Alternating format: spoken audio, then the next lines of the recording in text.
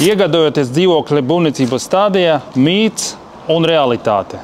Mīts iegādāties dzīvoklis būvniecības stadijā, tas ir riskanti. Īstenībā, kad objekts ir pabeigts, tu nevar pārbaudīt, kas ir zem regipša. Būvniecības stadijā ir iespējams to pārbaudīt.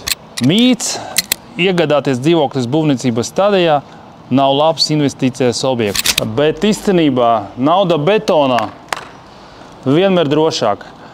Pēc objekta nodošanas eksploatācija tu vienmēr vari pārdot savu īpašumu vismaz par 10% dārgāk.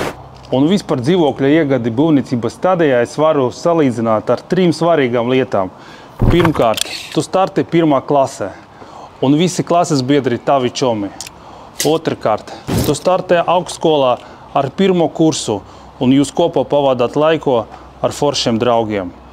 Trešais, tu esi sava uzņēmuma dibinātājs, un tev ir sapratāmi un zināmi visi procesi.